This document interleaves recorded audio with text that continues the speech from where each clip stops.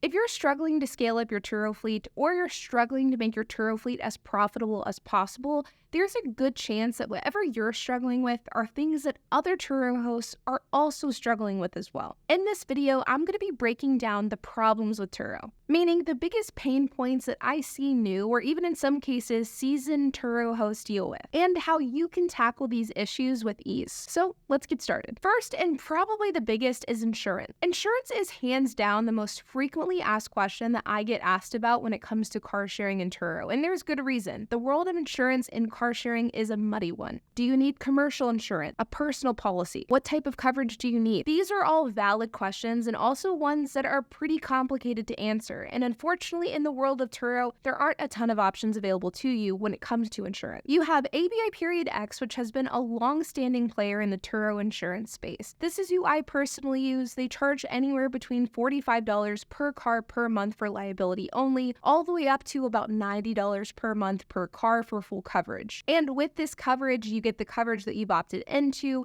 It's commercial insurance, so it's under your business name. But the caveat here is that you can only drive the car for business use, and you can only drive the car up to 200 miles per month. So if you want to drive your car for personal use, this isn't a good option. Tent is another option. This is a Turo partner and they're somewhat new, but to be honest, I don't really know a whole lot about them, so I don't really want to focus on them in this video. And the stuff that I have heard about them has been a bit mixed. And then you have personal insurance options as well. Some insurance carriers like Liberty Mutual have Turo-friendly policy options. Many personal insurance companies do not cover Turo cars, but I know of many Turo hosts that will still put their cars into these policies because of the fact that it's so cost effective. Now, I really don't like making insurance videos where I tell you what you should do with the insurance on your cars because at the end of the day, I'm not a lawyer and I'm not an insurance expert. But what I can tell you is what I've done with my own Turo fleet over the last 7 years. And whenever I first started Turo, I had my cars on my personal policy and then I eventually switched them to a commercial policy where they've been ever since. I use ABI-X and I can't really say that I love them or hate them. They're sort of just the only option that fits what I'm looking for. They definitely could be better, but they also could be worse. Do with that what you will. The second biggest pain point for Turo hosts, and again, one that I hear all the time as a frequently asked question,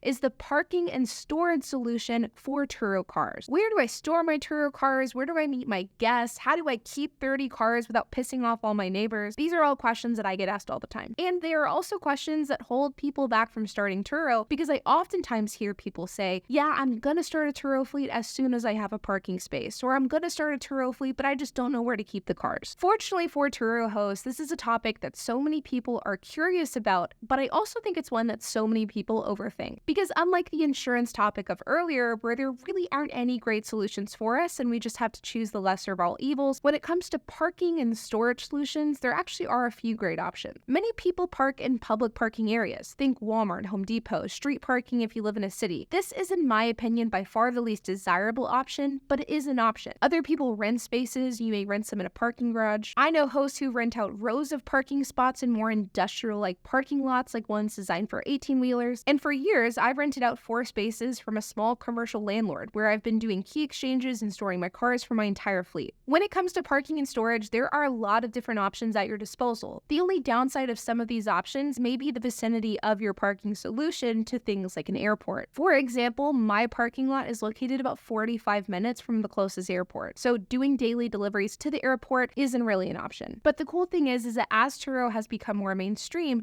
there has become more mainstream options that we as Turo hosts can take advantage of. Solutions to not only solve the problem of vehicle storage and key exchanges, but to also provide convenient locations that will help hosts get more Turo booking. And one of these options is Park My Share. Park My Share is building a nationwide network of tech-enabled parking and storage facilities that connects car-sharing hosts and their guests with legit, desirable parking solutions that are near highly desirable areas, like downtown parking facilities and even airports. The cool thing is that Park My Share negotiates all agreements with the parking lot owner, from rates, access rights, parking areas, and more. That way, as a host, all you have to worry about is managing your fleet. The Park My Share team is made up of experienced parking professionals and even a former Turo employee, so they understand car sharing. Park My Share currently has contracts with a growing list of parking lots very close to airports, including Denver, Atlanta, Orlando, with more to come. And the best part is, Park My Share is for all fleet sizes. With flexible pricing models and packages, whether you're a single car owner looking for a flexible month-to-month solution, or a 100-car fleet owner looking for a headquarters for your business, ParkMyShare has you covered. The best part is, because ParkMyShare provides legit and secure parking solutions, not only will your car be safe when it's parked at ParkMyShare lot,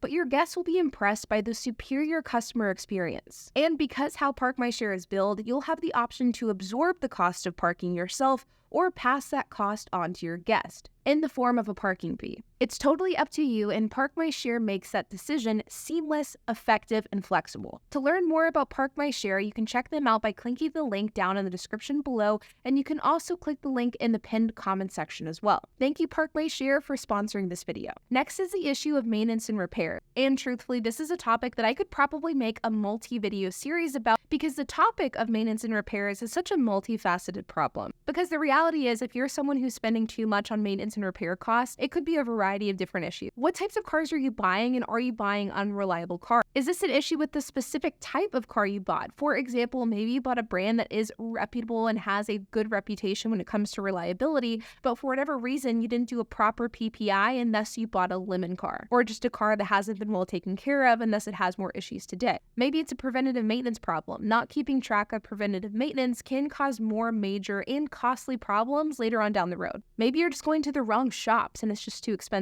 Or maybe it just comes down to tracking and not having the proper records, so you don't know what type of maintenance and repairs need to be done until it's too late. These are all items that can cause maintenance and repairs to become an uncontrollable cost. And truthfully, I believe that the key to keeping maintenance and repair costs down is to choose the right car, choosing a reliable car, and choosing one that will have, in general, low maintenance costs. It's also important to understand, while you absolutely do not have to be a master mechanic in order to run a successful Turo fleet, it is a good idea to have a process and system for staying on top of maintenance, keeping track of preventative maintenance, and also catching issues early. And in order to keep those maintenance and repair costs low, you could either do the work yourself, or you could build relationship with shops who will do it at a discount. We've done both with our own fleet. And of course, you must have a system in place for keeping up with and tracking maintenance and repair, because this is something that if you don't develop at 1 to 3 cars, it is going to be extremely difficult to keep track of as your fleet grows. We use Google Sheets to track everything from large repairs to small maintenance issues to tread depth. And last but certainly not least, one of the biggest issues that causes people to lose money with Turo comes down to damage claims. I've had a lot of damage claims. In fact, this year alone, I've had 3 total losses. But the thing about damage claims is that while damage claims can go south, as long as you know how to navigate them, you're going to win nearly 100% of the time. And I'm a strong believer that the key to successful damage claims comes down to 3 core components. Number 1 is the cost of the repair, the worth of the vehicle compared to how much you paid for the vehicle, and your pictures. You can end up ahead with nearly all damage claims if you know how to navigate the repair process and keep your costs of repair low. Learn how to get secondhand parts, how to navigate the supplement process, and how to get work done in a cost-effective way. That way, if you do have to file a claim, even after your deductible, you're able to make a profit. The cost of your vehicle and how much your car cost versus how much it was actually worth, this is absolutely crucial, especially for someone who's dealing with the total loss. A Turo deal is made or lost at the point of purchase of a vehicle. If you buy cars below market value, you are actually able to make a profit off of the cars whenever they're totaled. And last but certainly not least is pictures. There is no such thing as too many pictures with Turo. If you feel as though you've taken enough photos, take even more than that. Turo requires you to take a handful of pictures, but you should be taking much, much more than that. Take 100+ photos every single time. For my fleet, we take anywhere between 150 to 200 pictures every single day for every single car. And we have never had a claim denied in the nearly 8 years that I've been a Turo host, and I blame this almost solely on the fact that I take a ton of pictures. Bad photos result in so many either denied or underpaid claims, and this is so incredibly frustrating because this is an avoidable mistake. But like always, you guys, I hope that you enjoyed this video. If you have any questions, comments, if you have anything to add, I would love to hear it, so make sure to leave a comment down below. And while you guys are at it, make sure to hit the like button, hit the subscribe button, and hit the notification bell, and I will see you guys in the next video.